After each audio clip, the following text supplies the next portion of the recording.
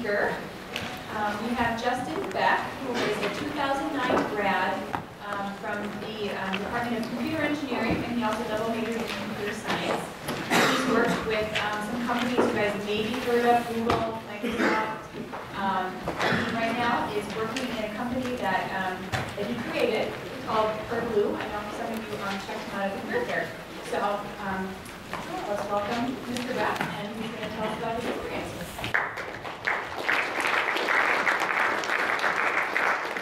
Thanks. Can you hear me okay? Okay, excellent. So, hi, I'm Justin.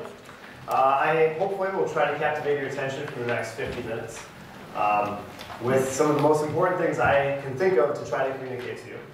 So first off, we're talking about computer engineering and college life.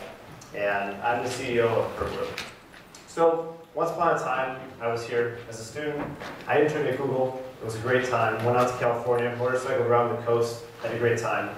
Next summer, that was one internship. I interned at Microsoft as a program manager. Went up to Redmond, Seattle. Had a great time in Redmond, Washington. Seattle was another city nearby. And I had a great time up there. They gave me a full-time offer. I came back to college with my senior year. And I was like, do I want to take this awesome job, or do I want to continue to work on the little game that me and a college friend and I were making called Parallel Kingdom for the cell phone? And I was like, man, I can go to Microsoft any other day. Like, I got to work on this company. So with that, we created PerBlue, which is a company that maybe some of you guys saw at the career fair. We were here. But we're a local company in town, in Madison. We have 35 full-time employees.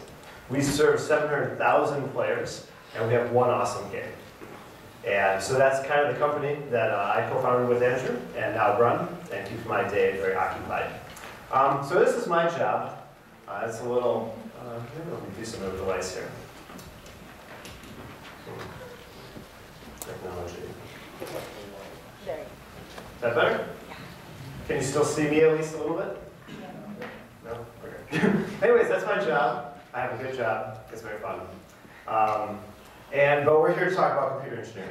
So the first thing, I want to take a little tangent and talk about Apple. So the iPhone 4S was announced yesterday.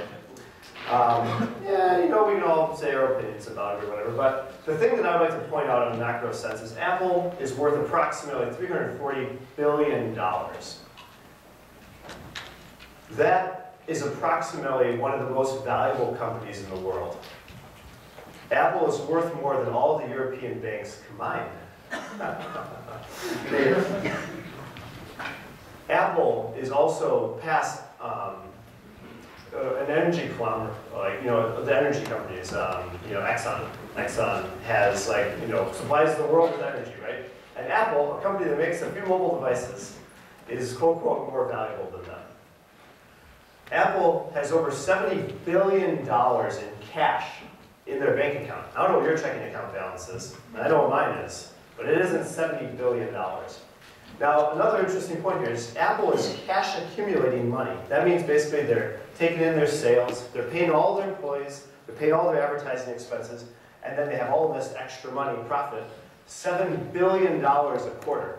That's $28 billion a year. So they're almost going to 50% increase in their cash reserves in 1 year at their current performance.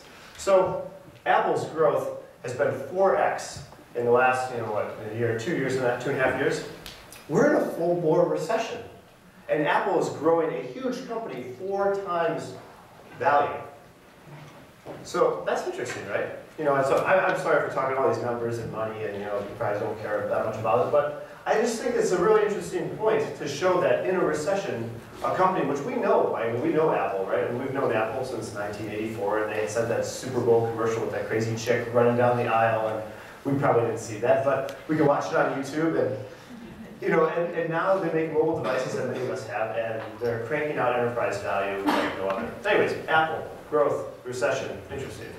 So I want to ask you guys some questions. How many of you guys have a Facebook account? Okay, that's good. So that's why Facebook is worth some money. How many of you guys have a smartphone? Okay, if you don't know what a smartphone is, keep your hand down. You'll eventually figure it out. Okay, so that's really cool. How many of you guys have a digital camera? That's separate than your smartphone. Okay. How many of you guys have a, how many of you guys plan in your lifetime to own a car? Okay, and then we can really get a good read on how green of a campus we are when you project, future car ownership. And how many of you guys either have an LCD TV or an HD TV already right now? Okay. So the thing that probably the most important thing for me to tell you today, right now, is how amazing the computer engineering field is. All these pictures of products, Facebook, email, cameras, cars, medical devices, rock bands, all have to do with software and hardware. The software, the components in your phone, the screens you play with, the websites you go to, it's all software and hardware. You pick an interest you have. I don't care what it is. I can guarantee you software or hardware touches in a very important critical aspect. So from my view, this is the most amazing field out there in the world, and it is growing so rapidly. So the whole world economy can tank, and the companies that are really excelling at this can just skyrocket in value. That's amazing, right? And so here in the college of engineering, you're like, oh, what career path do I do? They all kind of look similar. They all got classes in math and all this crazy stuff. But when you look at it from the outside, what is the world doing? You really got to pay attention. And I think the thing that I see is that software and hardware, electronics and computer engineering is a field that's just blossoming. And it's just the start. Just as a little anecdotal note or whatever it is, when I got my offer from Microsoft, right, the offer I turned down, with all bonuses of stock and salary, that offer was worth more, was more cash value than my dad's salary working as a 30-year, 10-year engineer. And my dad's very good. There's no discredit to dad, but in the software field, as a graduate out of college, my quote-unquote market value was higher. That's crazy, right? I mean, that's ridiculous. And you talk to your friends who are majoring in, whatever, botany or music, and they're just trying to find a job, and it's very hard. But if you go into software, there's a huge amount of demand. So, I have a little secret. It's probably a secret. The secret is job security. And you know what the secret to job security is? It's to have skills that people want. And okay, now I sound like a dick. Okay. But when you think about it, if you have skills people want, you will get a job because people want you, right? It's good to be wanted. And so the little secret on job security is go into a field that people actually want. And the thing I'm telling you here, in the next 10, 20, 30, 40 years, 40 is maybe a little far, but the next 30 years for sure, there's huge amounts of demand for software people and hardware people in the computer engineering field. There's so much demand that if you go to the career fair, you're like, oh, do you do computer science or computer engineering? No, okay, go on. And so the field is amazing. It's a lot of fun. You can go wherever you want. You have interest in music, you have interest in cars, you can get there, right? Your career skills that you build in this field will have latitude. So if you realize that you're not all gung-ho about Facebook and you're working at Facebook, and you're like, I really want to do search, you can go to Google. If you, I don't really want to do search, I want to do cars, you can go work at Tesla Motors and work on electronic motors or something. Or you can go work at Ford, or you can go work at Honda. And you're like, cars are really not it. I really want to do sound equalization on boards. And you're like, okay, now you can work at Pro Tools and do all this other cool stuff. So, anyways, job security, awesomest field in the world, cool stuff, huh? So anyways, so now I can just share some of what I think are some of the most important things to share with you as well. So we have a dumb person, we have a smart person, Joe and Bob, So they both run into a roadblock. They hit some problem, they're in the classwork, they don't know what to do. What do I do? And they both think about it, try maybe a few things. But there's a very key difference in what the smart person does and the dumb person doesn't do. And they do a Google search. So you run into a problem, you're like, what do I do? And you're like, okay, text, you put your mouse in the upper right-hand corner, you type a little Google search of what your brain's kind of thinking, you hit enter, you read a few pages, you learn something, it's not quite right, you do another search, you try something, and you move on. The dumb person doesn't do this. So I'm just going to use a really concrete example of me this last week. I'm using Excel, and I'm trying to figure out how to put the text on the header into multiple lines. So it's so I can have my row be a little fatter and my columns be a little narrower. And I'm like, okay, word wrap. How the heck do I do this word wrap? So I turn around, Angela, do you know how to do word wrap in Excel? No. So I'm going outside. Like, I got all these employees, they gotta be worth something, right? So I go, Andy, you know how to do word wrap in Excel? He's like, no, actually I can't find him. I'm like, and I'm thinking about this presentation. I'm like, man, you're being a dumb person right now, Justin, aren't you? And I go over to Google and I'm like, word wrap Excel, bro, enter. #1 hit is like, word wrap in Excel, bro. So then I go there, read a little bit. 5 seconds later, I have word wrap in Excel, right? So, okay, here's Excel, you know, life strategy, Excel document, word wrap, okay, slightly different topics, right? But the general thing is this is resourcefulness. You run into a problem, you say, well, someone's got to be smart about this, and you dig into a solution. The fact is, Google allows you to do this in so few seconds that it makes you look so smart. I'm not that smart, but I can pretend to be smart because I'm resourceful and I get access to this immediately. So, you guys may not think this is true, but just wait until you're like in Teams or like with any other people, and you're going to notice this distinction really clearly. So, be a smart person. Pretend to look smart. Be resourceful and do Google searches. So this kind of goes on this mantra. And this is something that the college doesn't want to tell you, but I'm going to tell you, is that like you think you're going to invest a whole bunch of money into your education, right? And when you graduate, you're going to be done. You're going to put all this money in, you're going to feel all smart, and you're going to be done. And that is completely bullshit. There's a lie. Life education is a consistent process you do throughout all of life. And if you do not accept this, you're going to become a waste. You're going to become non-relevant. You're going to become irrelevant. And then you sit in the job that's not very fun, and you end up doing something else, and you do something you don't end up doing because you didn't educate yourself. So the thing is that since you're going to do this the rest of your life, you're going to be educating yourself the rest of your life, maybe when you're spending time in college, you should focus on things that maybe are not the things we all tell each other to do, right? So your teacher's telling you to do your homework and do your quizzes and prep for this test. But what I think you should spend more time on is answering these 2 questions. And the first question is, how do I learn best? Do I learn best by reading? Or do I learn best by listening? Or do I learn best by like hanging out with a friend and like doing a problem together? Or maybe watching someone else and mimicking their actions? How do I actually learn best? Because that applies for your life. Doing one quiz doesn't, right? And so you use the quizzes and you use all the assets that the college gives you, but use it to answer a more important question. And the second question, which probably sounds really ridiculous, is what topics interest you? Like, what the hell does my interest have to do with education, right? And the reason it is that it gives you a really clue of what you actually like doing. So, for example, I used to hate social studies. Like, history classes were not fun. Like, it's just like, not fun. You're not going to believe what I enjoy doing now. I love reading Wikipedia. Like, the Wikipedia pages on like World War II, it's like a sick obsession. Like, I'm like, I watch TV, I can watch a awesome movie, do a grow up, or read Wikipedia. And Justin's reading Wikipedia. Like, it's just like, what? You know? But the thing is that stuff fascinates me, and I don't know why, but it's interesting to me, right?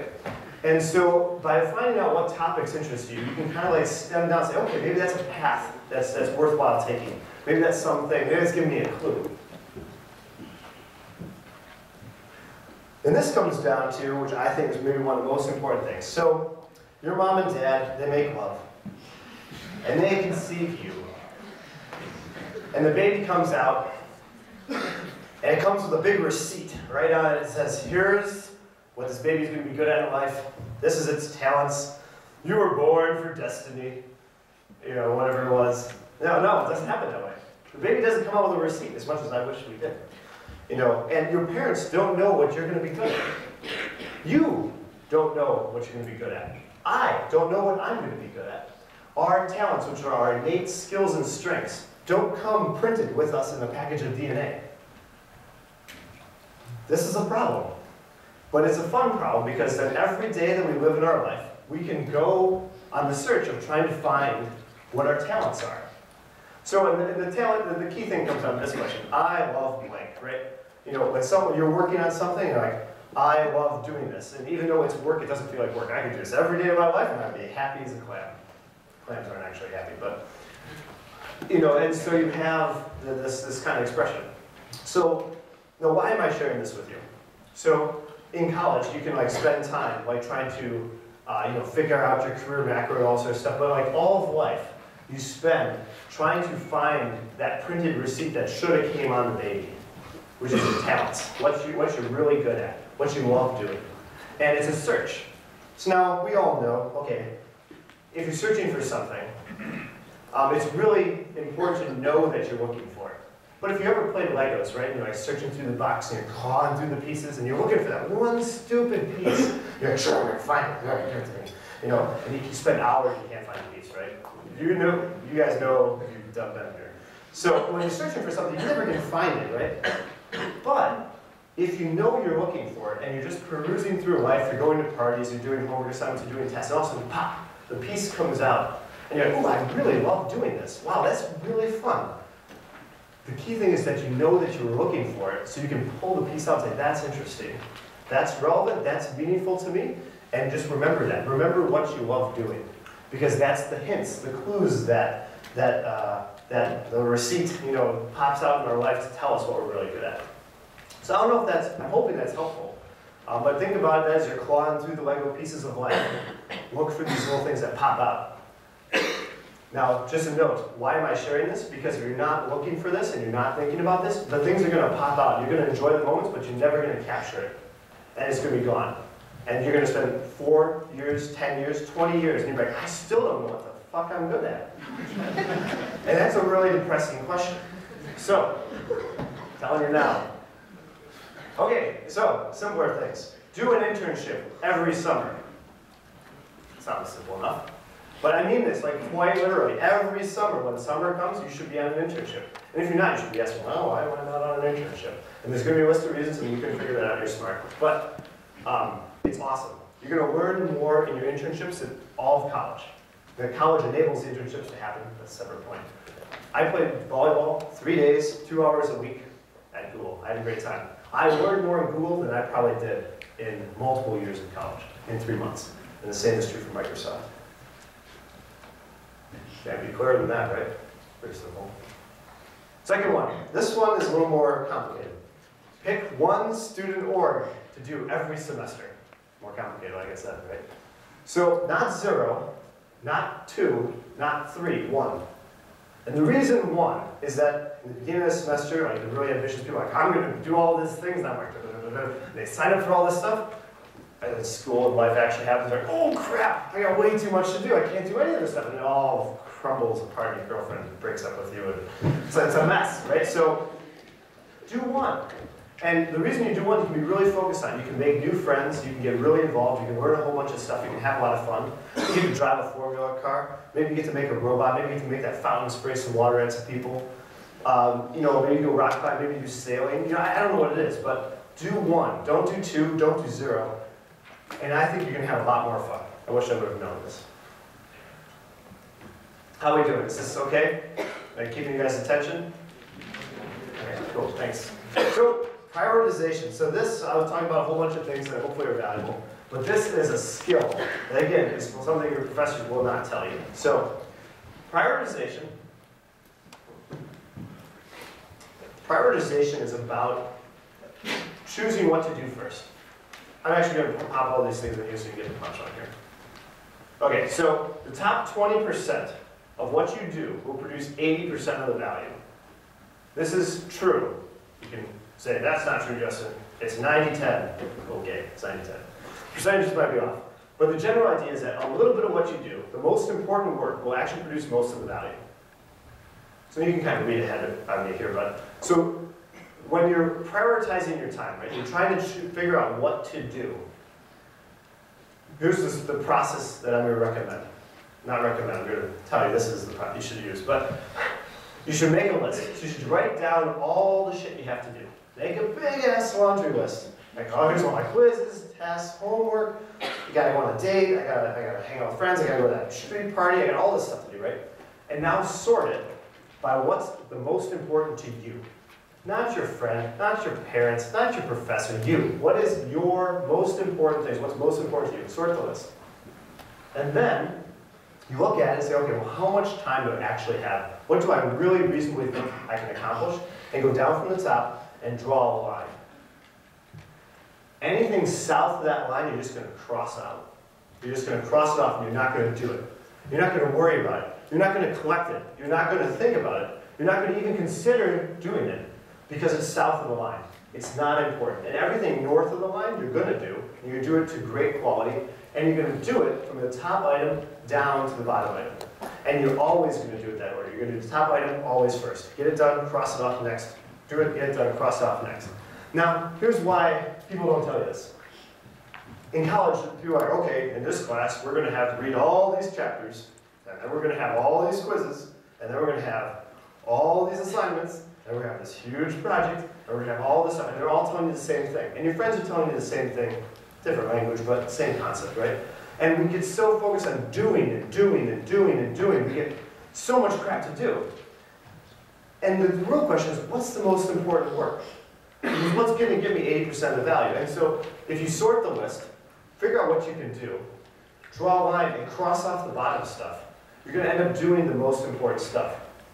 And unfortunately, you're not going to be doing everything. So there's going to be some people you're going to make really mad. You're going to make some professors very upset because their assignment didn't sort enough. But the truth is, if you do this every day, as throughout your life, you're going to end up in a much better position. Because when some person is like, I'm going to get a 4.0, and they're like cranking through all this stuff, and they're doing and they're doing and they're doing, and they're not doing maybe the more important things, they end up steering somewhere there and look up after the busy work and go, oh, what happened? Oh, did college pass me by? Oh, am I 38? Yeah, okay. So prioritization is one of the most important things, and I can guarantee you, you all will go down this road and not do this. But if you think like, oh, Justin said something, what did he say? Prioritization, and like follow the process a little bit, you're going to be in a lot better position. This is all I do nowadays. I have lists and lists and lists, and I'm trying to figure out what is the most important mountain for our company to climb. What is the most important work for me to do every day? And I tell this to all of our employees. Do the most important stuff, because that, by definition, is the most relevant. Okay. So with this, once you do this, this enables you to slow down. So this is going to sound like crazy talk again, but school is very stressful. There's 6,000 things to do, right? But I'm going to tell you, slow your ass down. And the reason is that's how you enjoy something. But first off, 14 credits max. 12 is best. Don't jam so many credits in your life. Now, out-of-state people, you're going to be like, Justin, you know what my college bill is per semester? No, I guess I do. But also, out-of-state may be a separate thing. Then you have to judge your values, right? Resort your list.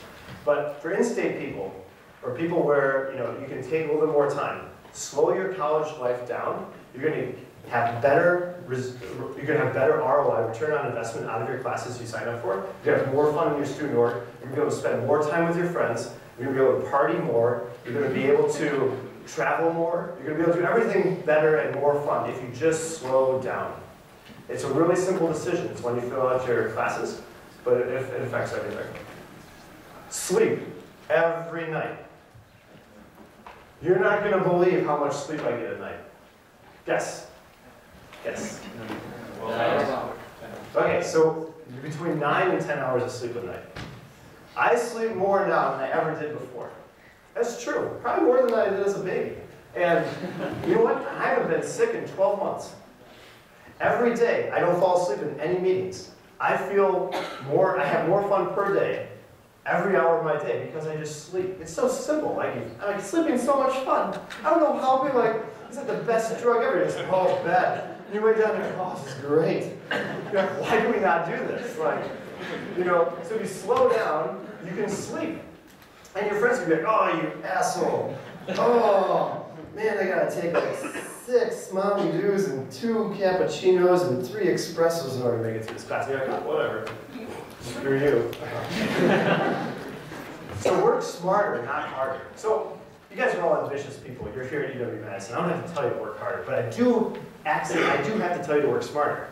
Prioritize, slow yourself down, and you're going to be smarter, and you're going to have more fun. Yeah? There you go. This one is a little personal thing. I'm just going to bust through this really quickly. So this is when I was back in college, this is the 4 most important things I got out of it. Now, this is not going to be true for you. I can guarantee you the 4 things you get will be different than this. But I found something interesting when I was looking at this, and I wanted to share it with you. The number one, it's not Jeopardy, the number one thing that was the most important thing I got out of college was the people I met.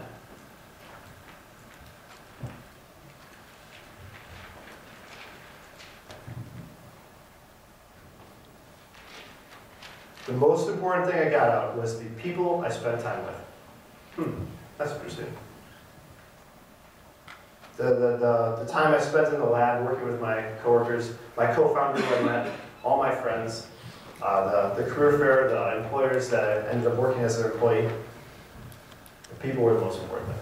Number two, the career macro I stumbled into. The fact that I stumbled into software, oh my goodness, it's the world's best field in the world. And I stumbled into it. Oh, ta-da! Number three, experience, memories, and wisdom. So this involves being on Mifflin Street on that big balcony with the beer, and then the thing collapses and you break your arm and you get a ticket. That all is in the experience, memory, and wisdom category. And you only get that once. And a lot of you are like, I'll never do that again. But it was fun. The bad decisions often make the best stories. And the skills I learned. Being able to code, being able to present at least a little bit, being able to talk, being able to write. Okay, my assets. Friends are huge. I mentioned this. Surround yourself with people you admire. Life's too short to spend time with dopes. Surround yourself with people you actually admire. And make sure you actually like them too. Some people you admire are really big pricks. If you spend time with a prick, you're going to become a prick. Don't spend time with them. And surround yourself with people who are better than you. For some of us with pride issues, this is a problem. We like to do the best. Yep.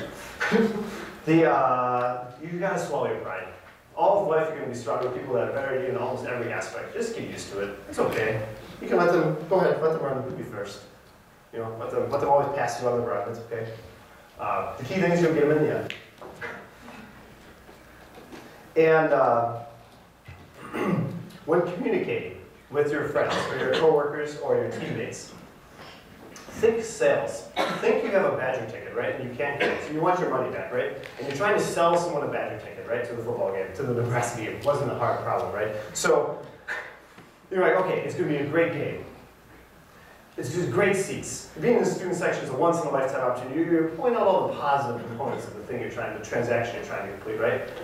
But think of this, applied to everything you're trying to communicate. Sales is just about sharing ideas. And when you're trying to communicate and convince someone to do something, it's all about selling it, right? You gotta sell it. So think win-win. Don't think combative, right? A lot of us really smart people get really combative with ideas. We're like, oh, I'm gonna beat my idea into you until you get it. Well, guess what? It doesn't work. They're like, ha, I got a sword, sucker. They slip in the belly and done. So, don't be combative, share ideas, think win-win. And when you're in a conversation, you're sharing ideas, think, how can I sell this?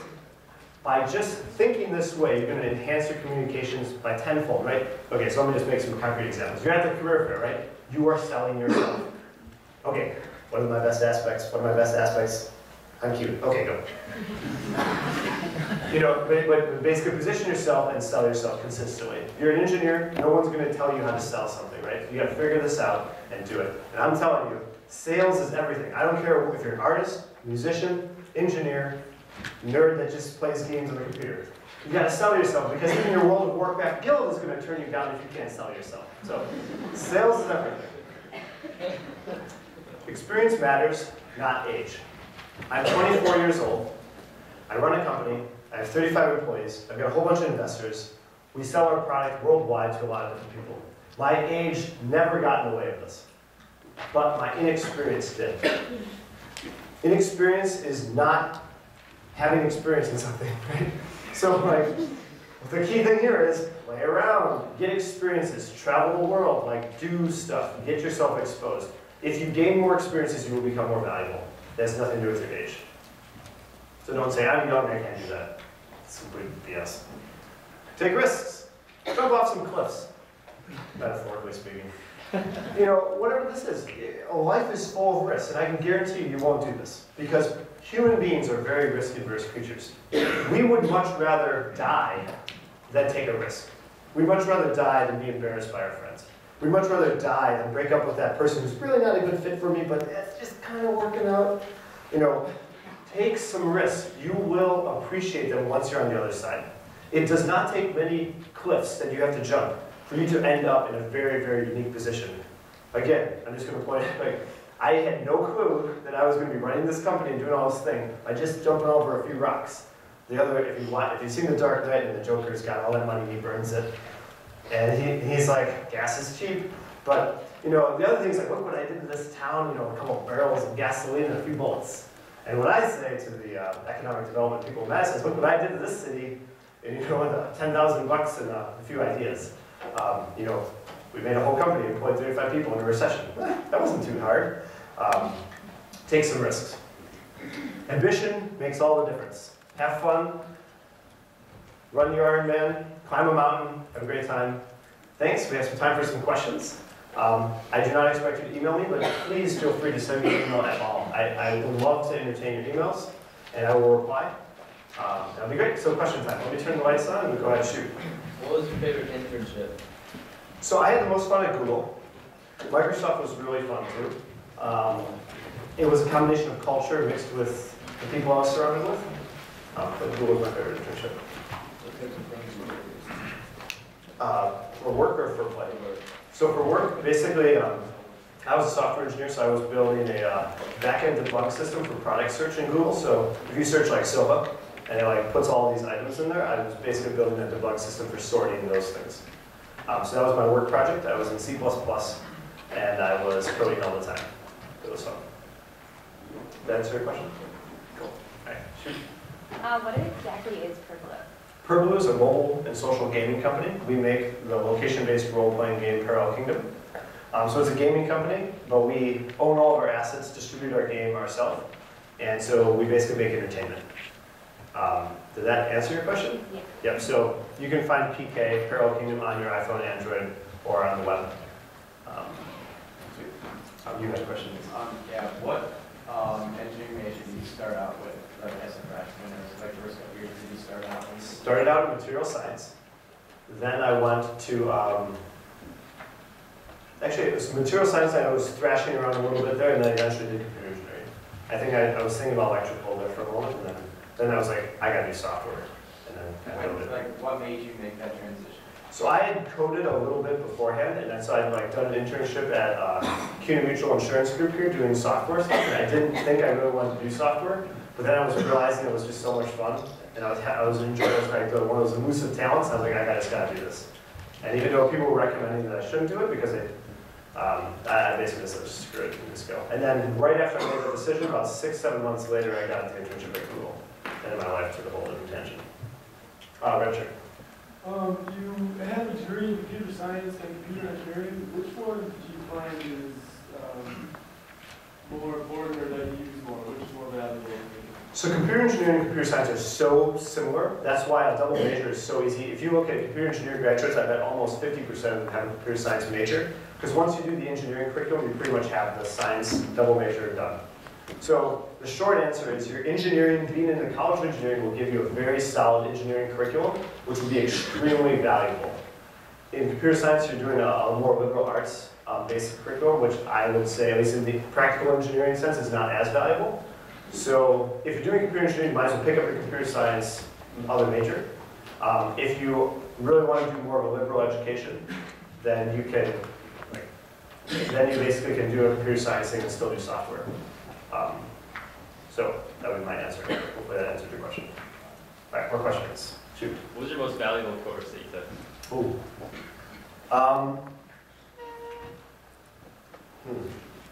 Okay, so the one, I would say two. Oh boy, that's interesting. So 353, which was basically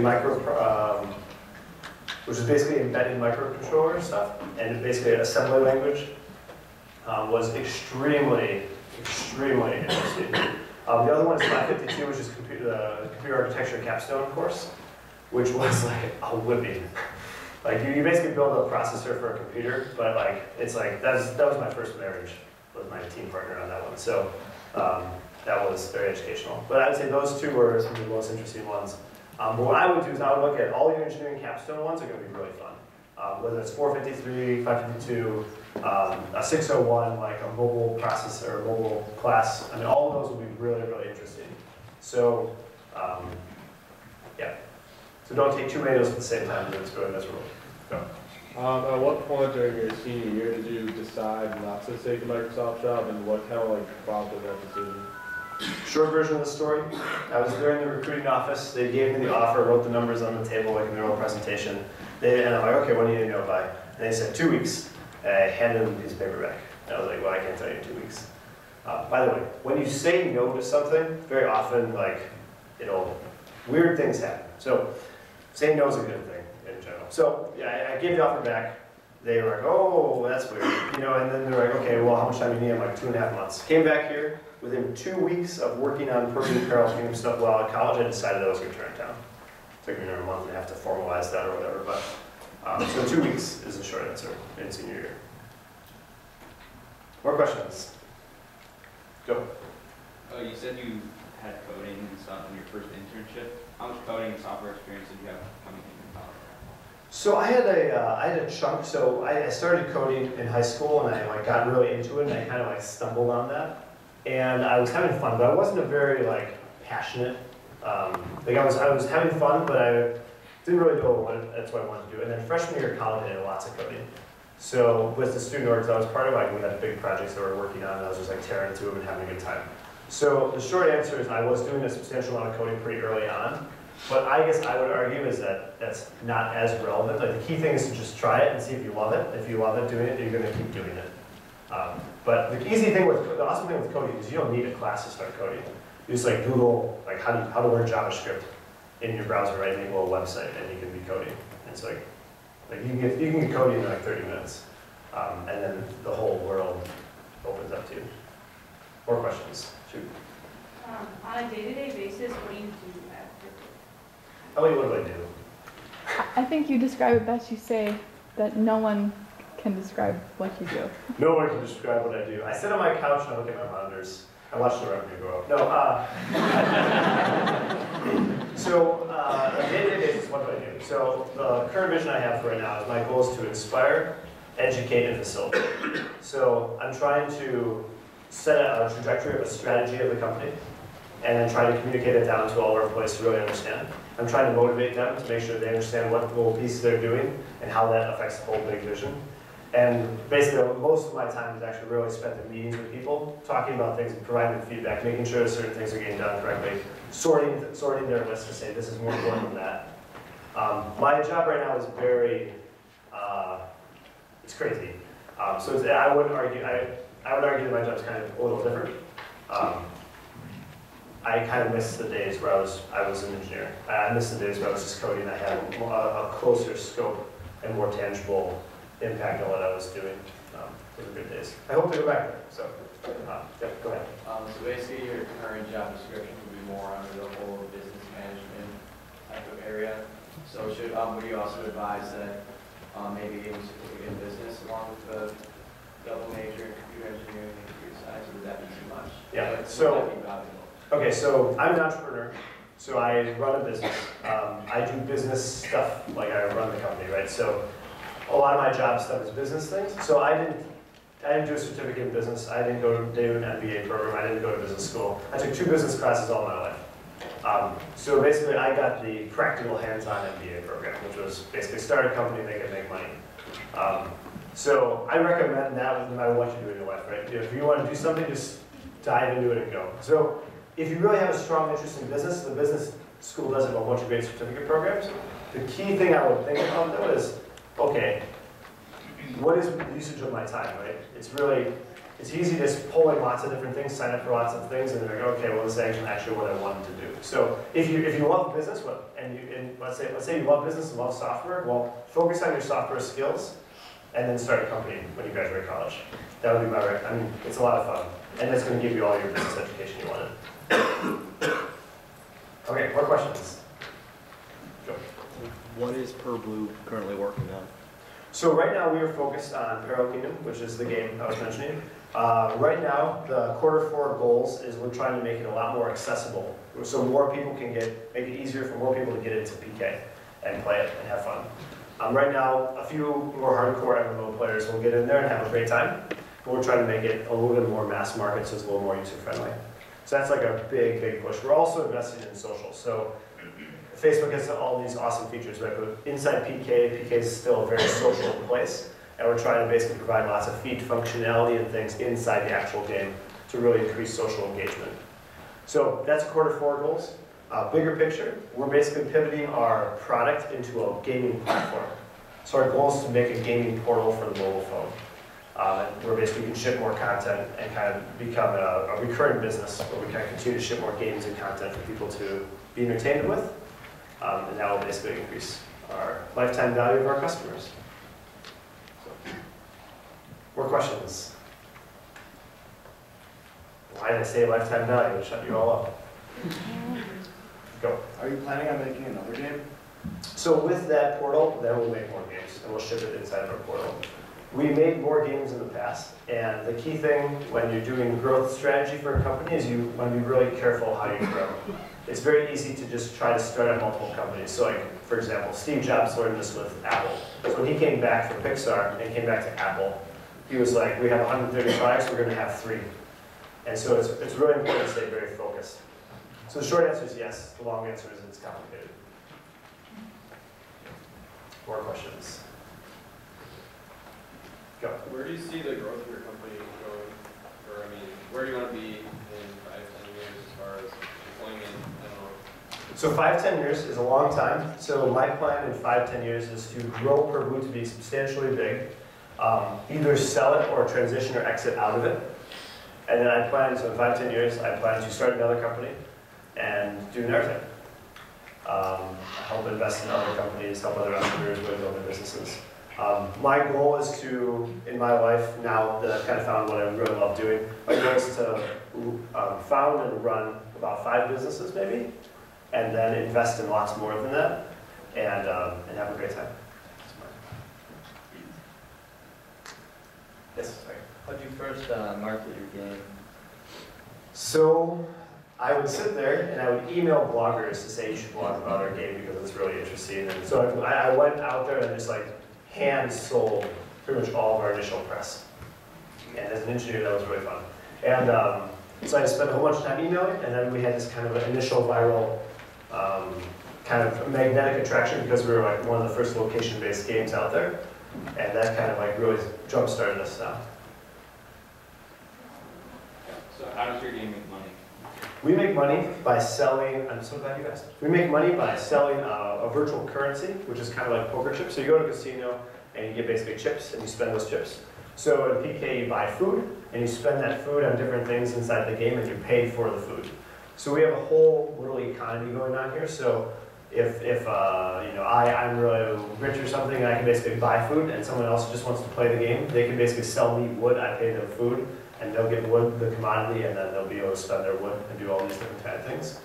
So it's a whole economy happening inside the game, so we kind of like, it's the world's best problem, right? Because like the real economy, like the government's like, oh, well, give you some more money and print some more money. In our economy, we control the price, we control the sinks, which are basically the currency draining out of the system. We also control the source. So we pretty much control the whole thing. It's like a little puppet show happening. It's very fun. More questions? Go. You had an idea, you know, $1 million idea, or however many dollars it is. What would you say is your piece of advice for how, for us to recognize our $1 million idea, for us to come to something like that? So I would argue and say that the idea is worth a million, but execution is where billions of dollars are. So the idea was kind of cool, location-based gameplay, right? But the real thing of why I'm standing here at this company is because I worked smart and I worked hard. I sorted my priority list and focused on what was important. And so I would argue that you should focus on execution and start with some really good idea. Put yourself in a really good macro, and then just let yourself be smart. And you're going to realize, okay, that didn't work. So for example, our location-based game, right? So our user wrote down the first user comment, I hit a cat in my neighborhood playing your game while driving my car. Oops. Then a whole bunch of other user feedback came back like, oh, well, we basically realized that whenever you're, you know, our first idea was you go to your friend's house and knock on the door, and attack them and be like, haha, I got you, let's go have a beer. You know, and then play the game a little bit, have a beer. Like that was the original thing. The real truth is people are extremely boring with where they go. They go to home, they go to work, and maybe one other place per week. And whenever they are actually somewhere interesting, the last thing on earth they want to do is play a game. Like you're at the Nebraska game, right? Are you going to want to open a game to play with these 80,000 other people? No, you're going to want to watch the game, right? You have no interest in getting entertainment when you're somewhere interesting. So those two big conclusions were very painful for a location-based game. But basically we said, okay, well how do we do this without actually making those constraints work? So you gotta be smart. But not that smart, just a little bit smart. Any other questions? Go. Were there any legal issues at all with it being a location-based game and like violation privacy or anything? Or was there an agreement that people had to make? If I have the right idea of the game, how does that? Yep, nope. So first thing here, as a citizen of the world, right? Whenever you use a piece of anything, use Facebook, right? You agree to a terms of service.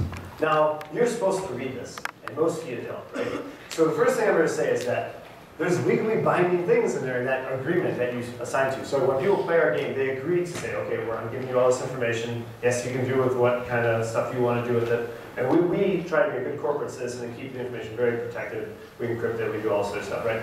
But the basic thing is you agree that we can have that information. So the key thing I point out here is that be wary with what you agree to. If you actually care about privacy, read stuff and choose not to do things if you do that. But short answer is yes. The other thing, which is a very important legal perspective, is ask what the risk is or what the cost is. Oh, this might be, okay. So just evaluate the risk. Any more questions? Yes? You said to take 14 classes a semester, so how long did it take you to graduate? 14 credits. 14 credits, Yeah. so how long did it take you to graduate? So I graduated in 4 years, but I made a little mistake that I front-loaded a little too much in the beginning. Okay. If I were to do this over again, I would take 6 years. No questions. I would take 6 years. I would have 1, 2, 3, 4, 5 internships. Oh my goodness. I would have been in Zurich, Switzerland. I would have been able to work at a startup in the Bay. I would have been able to work at Google and Microsoft. And I would have been able to do one more thing if I would have taken 6 years. That would have been the biggest, that would have been awesome. And I could easily have done that with 12 credits a semester. Piece of cake. So. Any more questions? Anyways, thank you guys so much for your attention. Have a great day.